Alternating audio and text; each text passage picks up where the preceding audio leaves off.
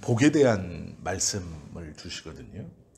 이 복은 물질적인 복만을 의미하지는 않죠. 왜 그러냐면 지금 이 베드로전서를 받고 있는 성도들은 고향을 등지고 이 낯선 땅에서 나그네처럼 살아가는 사람들이에요. 그들이 믿음으로 뭉쳐서 함께 교회 생활을 하고 있습니다. 신앙이라는 게 그렇기 때문에 굉장히 신앙이 삶에서 중요한 사람들, 고향을 등질 만큼 굉장히 중요한 사람들이지만 이렇게 중요하기 때문에 자기 색깔이 다 강한 거예요. 그러니까 자기 믿음이 최고인 거지. 내가 모든 것을 걸고 고향을 등져서 예수 그리스도를 믿는 믿음으로 지금 여기까지 왔어요. 모두 다. 누가 시켜서 올 수 있는 길은 아니에요.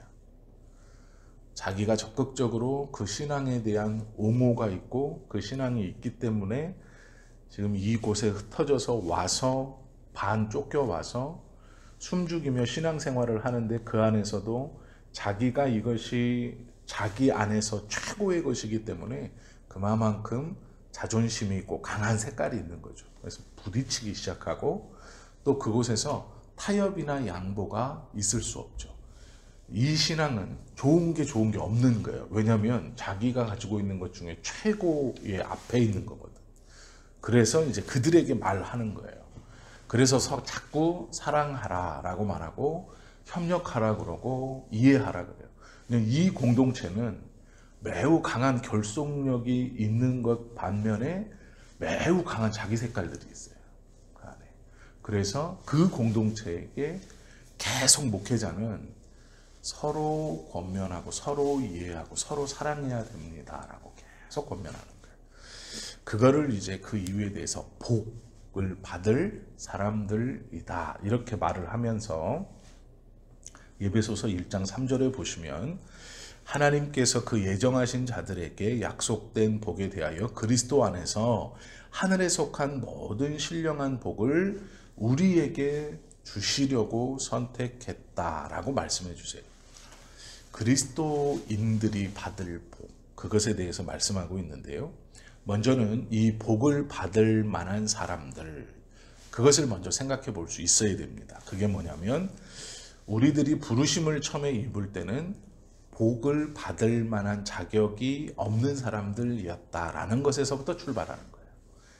복을 하나님께서 주시려고 하시는데 그 복을 받을 만한 사람들이 처음에는 아무런 자격을 갖지 못했다. 그래서 성경은 하나님이 선택한 자들에 대해서 미련한 것을 택하셔서 세상의 강한 자들과 지혜로운 자들을 부끄럽게 하시려고 한다. 이렇게 말씀하고 있고 우리가 문벌, 가문과 이 학벌이 좋지 아니하다. 이렇게 말을 하고 있어요.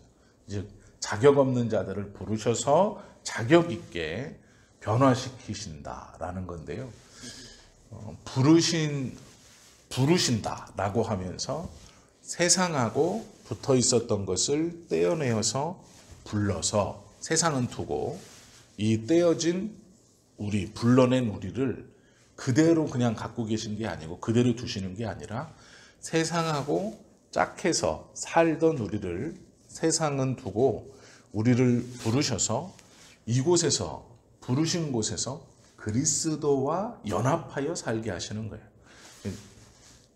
혼자서 사는 게 아니고 세상과 짝하여 살던 것을 불러서 그리스도와 연합해서 살도록 하신 것이 부르심이에요. 그래서 우리는 세상과 짝하여 살거나 그리스도와 연합해서 살거나 둘 중에 하나의 삶으로 살아가는 것이죠. 이 그리스도와 연합해서 살아가는 사람들은 복받을 사람들이에요. 이들은 처음에 연합하기 전에는 자격 없는 자들이었어요. 그래서 그리스도와의 연합이라는 것을 무엇이라고 성경은 말하느냐? 연합을 통해서 근본적으로 변화시켜 선한 열매를 맺게 하는 것. 그러므로 세상이 세상과 짝하여 살 때는 선한 열매를 맺는 게 아니라 악한 열매가 결과적으로 맺혀지는 거예요. 이 짝을 통해. 그런데 분리시켜서 불러내셔서 그리스도와 연합을 통해서는 연합을 통해 근본적인 변화를 이루어 주셔서 세상과 짝할 때는 악한 열매를 맺던 것이 그리스도와 연합을 통해서는 선한 열매를 맺게 하시는 거예요. 이 선한 열매를 맺게 하시는 주체, 이 상태, 요것을 복 받을 자, 그리고 선한 열매도 복의 결과, 이렇게 말씀하시는 거예요. 그래서 이게 복이라는 상태인 거예요. 여기서 이렇게 있을 때 불러내셔서 그리스도와의 연합을 통해 이거 자체가 지금 벌써 복인 거예요. 그리고 복의 결과, 이것도 복이죠. 선한 열매를 근본적인 연합과 연합을 통해 변화시키셔서 복의 열매를, 선한 열매를 맺게 하시는 것. 이 상태가 그리스도인들의 상태이고 불러내심의 이유예요.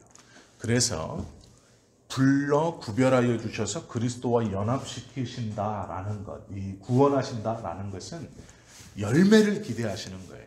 이 열매 없는 삶은 불러내셔서 연합시키신 목적이 열매 있는 삶을 위해서 불러내신 것인데, 열매가 없다는 것은 이 연합이 잘못되어 있다라는 것이죠. 그러니까 이게 안 맞는 거예요, 지금. 안 맞으면 열매가 없다. 이렇게 말씀하시는 거고요. 마태복음 7장 19절에 보면 예수님이 이렇게 말했어요. 아름다운 열매를 맺지 않은 나무마다 찍어 불에 던지우라. 이렇게 말씀하셨거든요. 이 그리스도와의 연합, 구원 받은 자가 선한 행실의 열매를 맺는다라는 것은 매우 중요하다. 복을 받았다, 내가 복을 받는다라고 할 때 증거가 뭐냐면 선한 이 열매예요. 선한 행실의 열매. 이것이 연합의 조건, 이 결과가 되어야 한다라는 것이죠. 그 연합의 선한 행실의 조건으로 베드로는 몇 가지들을 이야기하고 있어요. 처음에는 마음을 같이 하라, 이렇게 말해요. 마음을 같이 하라. 하나님을 믿는 데 있어서 마음을 같이 하라. 서로 중요한 것을, 신앙이라는 것이 제일 중요해서 지금 이들에게 제일 중요한 삶의 앞선, 그렇기 때문에 이 그리스도의 사랑으로 살아가고 그리스도의 연합으로 살아가지만 그만큼 자기 색깔이 너무 강한 거예요. 이게 내 삶에 너무 중요하기 때문에.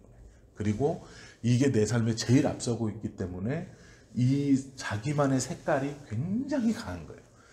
신앙에 대한 자존심, 신앙에 대한 어떠함, 이것이 서로 너무 강해서 하나님의 사랑과 하나님에 대한 믿음, 예수님에 대한 순종이 강하기 때문에 마음이 하나가 되지 못하는 거예요. 내 신앙이 최고기 때문이죠.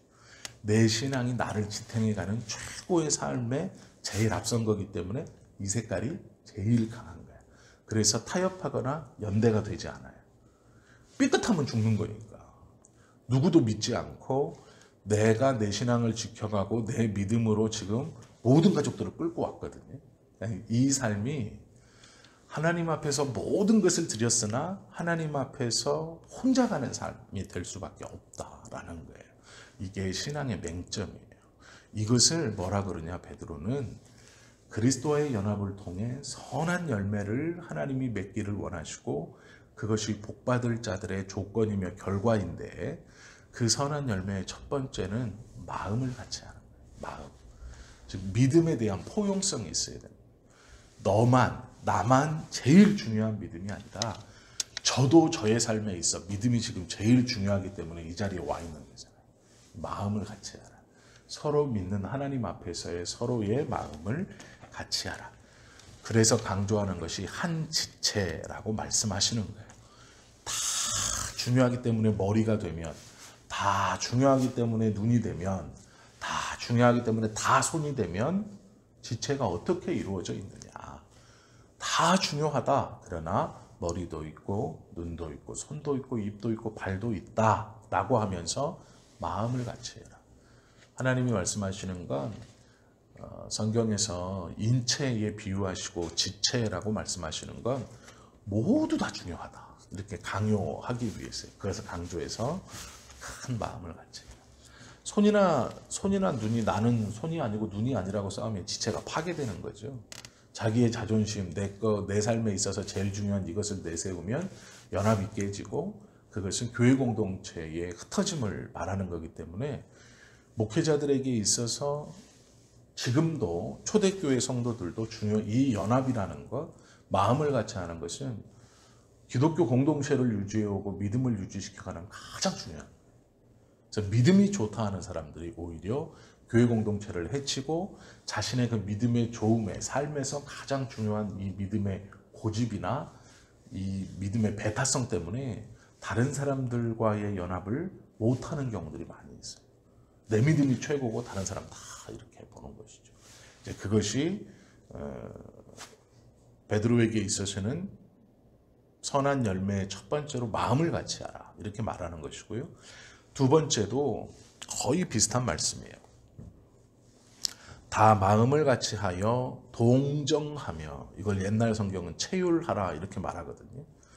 돕고자 하는 마음이에요. 동정하며라고 되어 있는데 동정을 해주는 따뜻한 마음, 이것을 이제 체휼이라고도 표현하고 지금은 이제 동정하며 이렇게 말하고 있어요.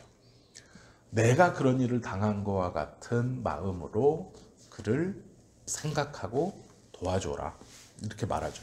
그리고 나서 뭐라고 말하느냐, 형제를 사랑하며 불쌍히 여기며 겸손하며 이렇게 얘기해요.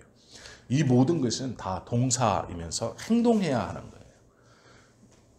마음을 같이 하라라는 것은 섞이는 거거든요. 서로 연대하고 섞이는 거예요. 마음을 같이 하고 동정하고 형제를 사랑하고 불쌍히 여기며 겸손하라. 이것은 그리스도와의 연합을 통해 나타나는 선한 열매로서 무엇을 해야 하는가?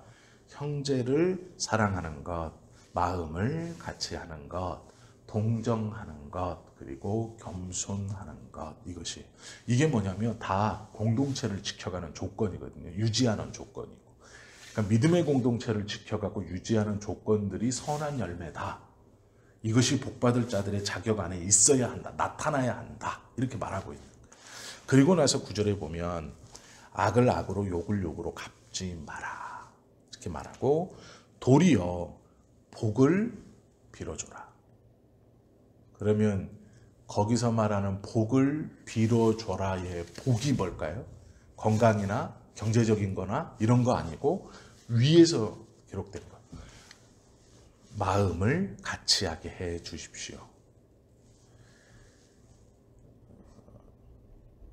동정하며 형제를 사랑하며 불쌍히 여기며 겸손하게 해 주십시오. 그를 위하여 이걸 빌어주라는 거예요. 그러니까 우리가 왜 복을 빌어주라 그러면 하나님 저가 건강하게 해 주십시오. 하나님 저가 돈을 많이 벌게 해 주십시오. 하나님 저가 하고 싶은 것을 하게 해 주십시오. 하나님 저가 출세하게 해 주십시오. 이것을 복을 빌어주는 행위라고 생각해요. 복을 빌라 했을 때 우리는 그걸 기도해 주면 복을 빌어준다 이렇게 생각하지만 성경에서 말씀하시는 복을 빌라라는 건 공동체를 유지하기 위해서 저를 위해 기도해 줘라 이 말하고 똑같은 말이에요. 그렇기 때문에 악을 악으로 욕을 욕으로 갚지 말고 복을 빌어줘라라는 건 그에 대해서 내가 미워하는 그에 대해서 하나님 마음을 같이 하게 해 주십시오. 저도 저를 동정하게 해 주십시오. 저가 또 동정하게 해 주십시오. 저가 형제를 사랑하게 해 주십시오.